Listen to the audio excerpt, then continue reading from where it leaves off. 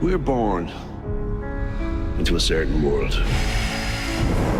It's chosen for us. Some might think it's brutal. I say it's glorious. Hola, Sope, how are you? ¿Cómo estás? Bien, merci. No, it's bien, gracias. Oh, bene, gracias. Oh, do you speak Spanish? You want to do it in Spanish? Poquito. You know what? The next time we speak, I will try my best. Okay, I'll make you do it in Spanish next time, okay? Okay. Vale. So I have a very important question for you. Sí. Is London really that dangerous? It's funny now. I'm translating everything you're saying into Spanish, so I'm like, is it really peligroso? And no, but it's funny. I'm not sure how to answer this question. Well, I think possibly, yeah. The thing about our show is that it really feels like London. It's so authentic, and what I think what the team have managed to capture so well is that London is such a melting pot. Yeah. Everybody's from everywhere, and that's what makes it so brilliant. What I think Gangs of London does is it shows you aspects of London that you're not aware of, or that there is a hidden underbelly to this city, as I'm sure there is to all metropolises like New York or even Paris.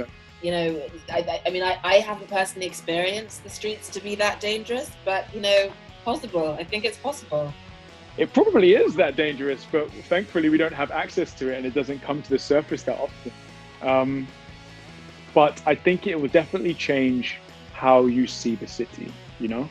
It has done for me, and it has done for a lot of the cast and people who've worked on it, and people who've seen it so far.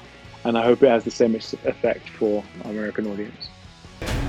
A city of closed doors. By the time we were done, there would not be one single door that we could not get behind. Let me tell you, the show opens and my jaw drop, and the action doesn't stop, the killings don't stop, and I say this like on the best way possible, but it has some of the best violence that I have seen on television. Wow, it's incredible in a crazy good way. Yeah. I think that I haven't felt this way since Game of Thrones, since Sons of Anarchy. Like, you never know who's gonna die. I know, and that's what's so brilliant, and that's what keeps you wanting to see more and coming back for the next episode. And I think that especially with the death of Ned Stark at the end of the first season of Game of Thrones, like it changed the landscape, because you don't want to feel that anyone's safe. You don't want to be like, oh well, they're definitely going to get out of this fight. And I think that is something that we play with in Gangs of London. Like, you think that Elliot's a superhero because he wins the first fight sequence, but in the second one, he's not so lucky. And then in the third one, I'll say no more because I don't want to land any spoilers. But I really enjoy playing with mortality, and everybody's vulnerable, because this isn't a superhero movie, we are exploring the crime underbelly of London, but no one is safe. We are making enemies out of business partners. We've got to find a peaceful solution to this. I was watching the show and I was like, why is this violence so good? And I saw that the director and the creator is Gareth Evans, and then I'm like, duh, of course. He made The Raid one of the best action movies of, I don't know, the decade, this century at least. Yeah. And wow, it blew my mind. What you guys are doing, it's incredible. Is it hard for you? Has it been fun? It was definitely a lot more fun than it was difficult. I mean, I definitely put my body through a lot of stress and strain in order to get those scenes, but also it was really safe. I didn't get injured. I didn't have that many bumps and bruises. I'm really grateful to Gareth and Jude and Chris and the whole action department for looking after me. He's amazing. He is the loveliest, kindest, humblest man going, and it was a real privilege to get to work with him on this. And some of those fight scenes took 5 days to shoot, and he knows exactly what he wants, he knows exactly how it's going to go, and that specificity and that real commitment to the fighting and to the action scenes. I have never done a show like this, and all my stuff is period, or it's, you know, dramas set in courtrooms or whatever. So to be on a set where, you know, there are guys performing these amazing stunts and do, you know, it was I had to, there were days where I was like pinching myself, being like, oh my god, do I get to come to work and do this? You know, not that I've been particularly action based in the show, but to be around and to be, you know, to be around everybody doing it was just very cool. But it was definitely something I really enjoyed doing, because it allowed me to bring a physicality to the role that I had not been afforded necessarily before. I spent a lot of my life playing a lot of sports, and I did a few martial arts when I was younger as well.